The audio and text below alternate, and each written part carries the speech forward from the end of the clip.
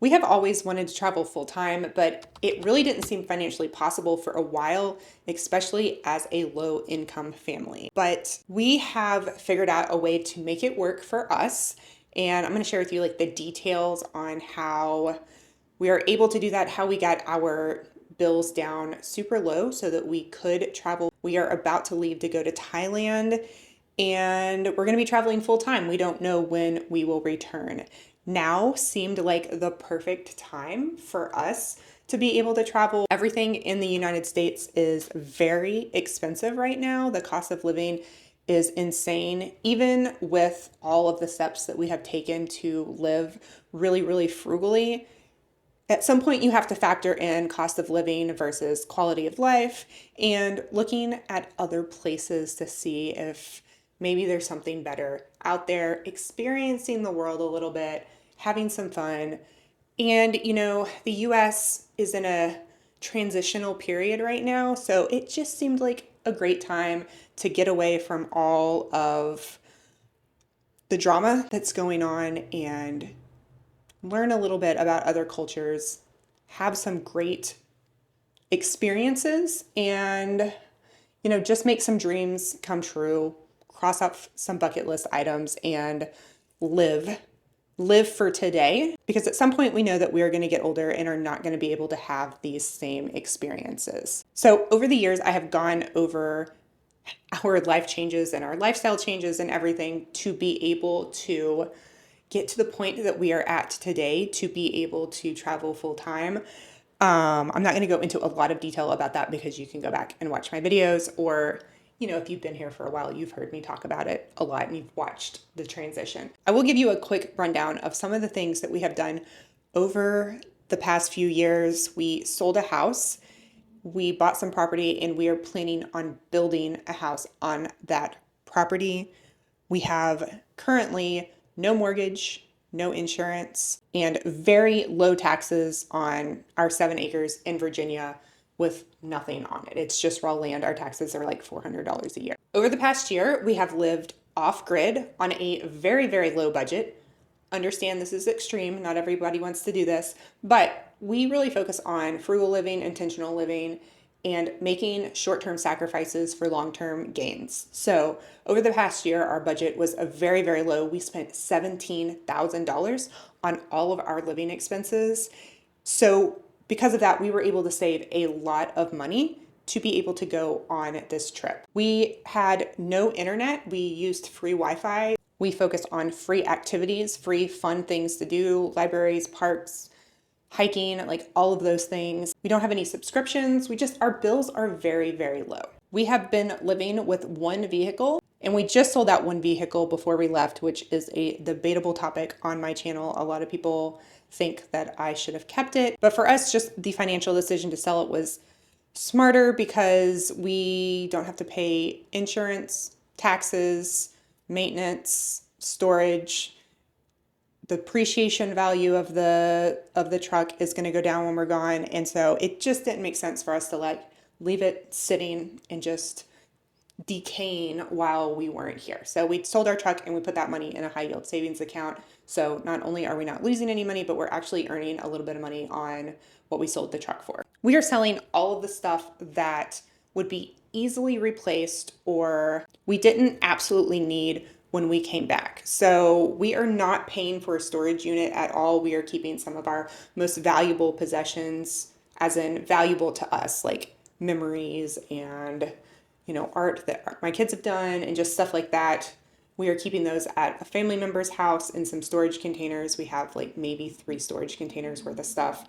And then we are keeping our dishes and just household things that we would use when we get back. We have a camper on our property and we are just leaving them stored there. Now let me share with you what we are spending money on as we are traveling around the world and what those expenses are going to look like. First, I am using this Clever Fox travel budget planner to keep up with all of my expenses as we go through our trip and on our journey and all of that stuff. I'm going to share with you guys our detailed monthly expenses and the reality of what we are spending as we are traveling. I will be traveling with myself, my husband, and a 2-year-old. So those will be all of the expenses for the 3 of us. So the most difficult thing to figure out on a budget while traveling internationally was our phone plan, because you can't just use any phone when you're traveling. You have to have like an international plan or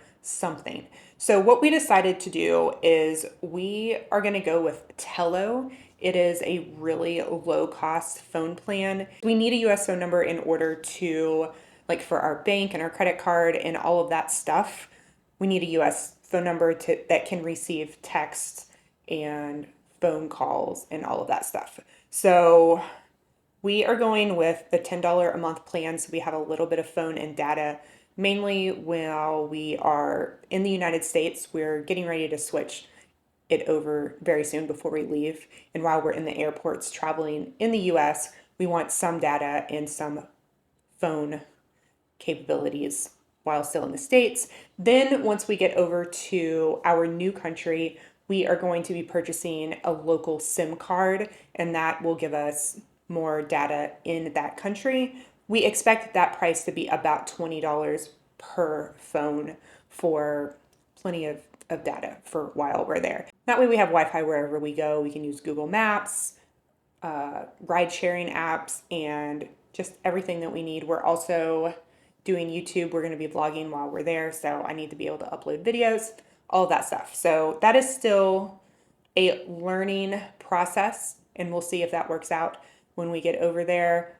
But that is going to bring our phone bill to $50 total for 2 phone lines for me and my husband. The next thing is health insurance. We all know that the healthcare costs in the United States are ridiculously expensive. So when I was looking at healthcare costs when we're traveling internationally, surprise, surprise, they are much less expensive than any type of private health insurance that you are going to get in the US. So for me and my 2-year-old to be insured together, it is $56 a month. This doesn't include preventative care, but it does include all types of emergencies. And, you know, if we needed to be medically evac'd somewhere, it also covers some things like if things are lost or stolen or just anything like that. It's like a great travel health insurance. And the company we're going with is Safety Wing. And then my husband has insurance in the States that is ACA insurance that actually does cover emergencies while he's traveling internationally. So he's just not going to get any insurance for right now because the cost of healthcare in other countries, even out of pocket, is much, much, much less expensive than in the States. Anything that's not an emergency, we can just plan on paying out of pocket, and we're just going to see how that goes for right now. So anyway, our total health insurance is $56 a month. We also have life insurance. My husband and I do. We have pretty decent life insurance policies. We felt like that was important since we have dependents. And we're going to be traveling, and, you know, that's just something we would have even if we weren't traveling. But our life insurance for the both of us is $100 a month. That is going to be optional depending on if you are a parent and you do have people that financially depend on you. So if we didn't need that, we would cut our expenses down quite a bit. But that is just something that we have decided at this stage in our life is really important to us to have life insurance. You can make that decision for yourself.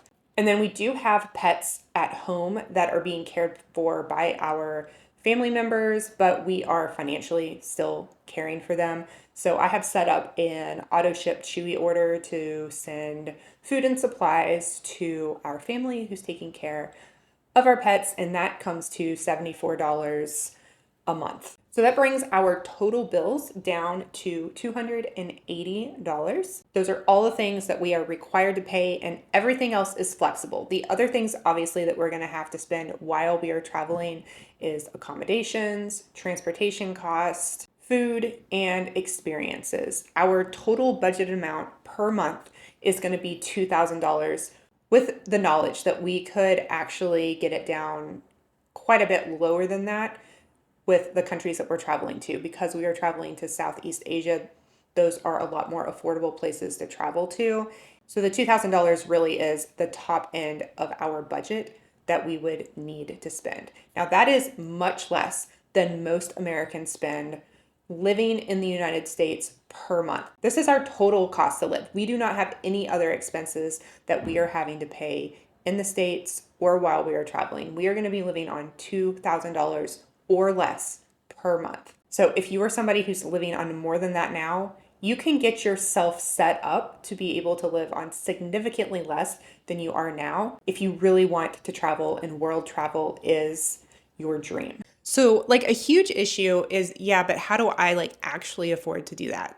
How do I make money? I have a job, I have all of these responsibilities, and that is going to look different for every single person. Like I said earlier, we sold a house so that we didn't have those responsibilities that we were tied down to. We sold our vehicles. We have moved states.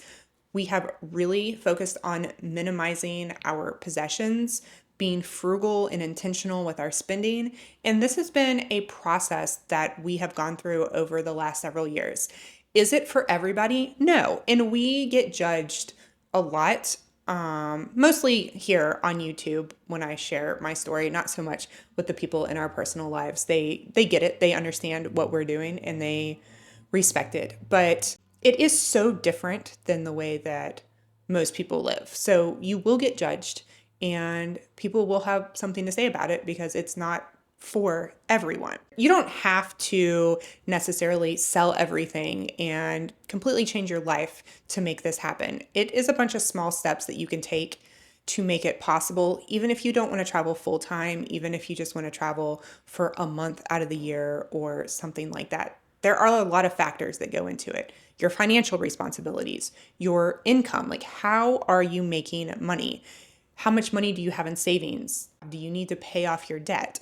And so figuring out all of those things that are unique to you is how you can get here. If you were able to save $10,000 and your budget was to travel on $2,000 a month, that is 5 months of travel that you could just go on an adventure. There's also a lot of remote jobs that you could get so that you can earn an income while you are traveling. You can be a freelancer. You can be hired in a company that offers remote work, web design, tech, bookkeeping, teaching.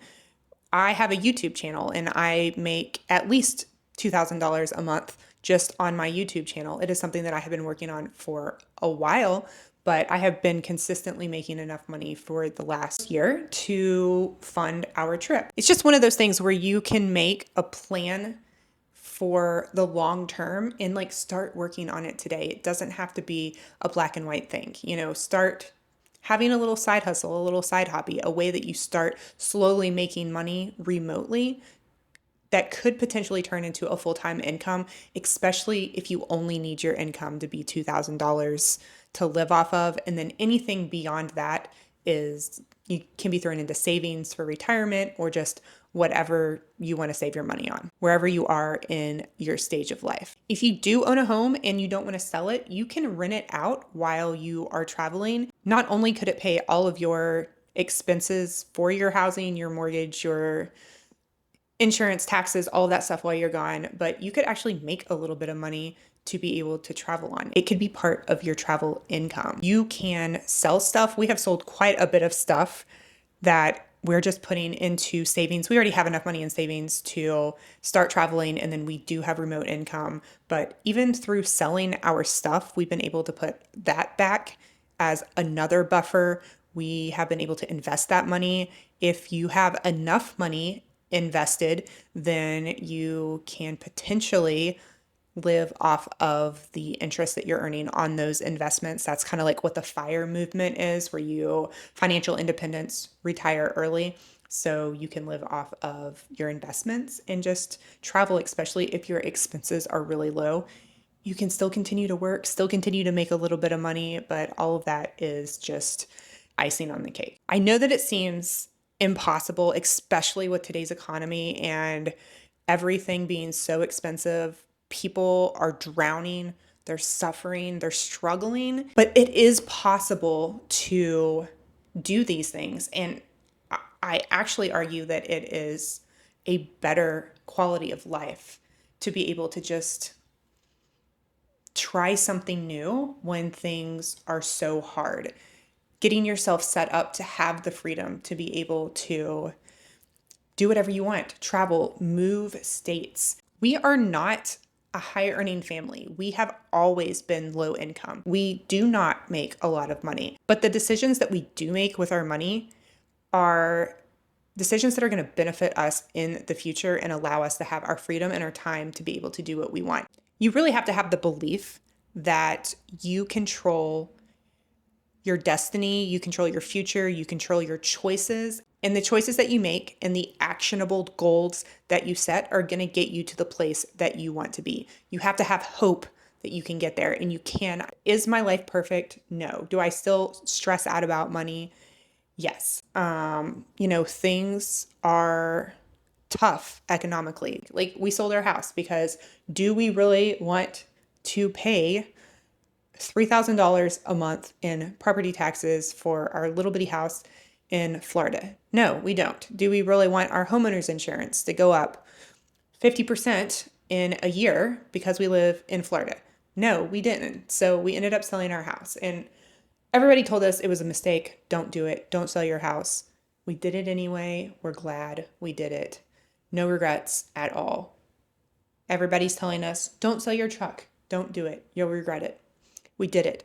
No regrets at all. And I anticipate we won't have any regrets in the long term either. People are going to tell you that what you're doing is wrong, that they don't agree with it, that you're making a mistake. You're going to have regrets. If those people are not where you want to be in life, then don't listen to them. Do the things that you want to do that are going to improve your life. Live the life that you want to live. Anyway, I'll just keep jabbering on and on. So I will stop here. If you want to follow along on our journey, make sure that you are subscribed. I am going to be sharing all of our very detailed expenses, giving tips and tricks on how we're able to do it as we go. We can make all the plans in the world, but experiencing it is going to give us a lot more information than everything that we've researched. So if you want to see our experiences, then I will have those coming up in future videos. As always, thank you guys so much for watching, and I will talk to you next time.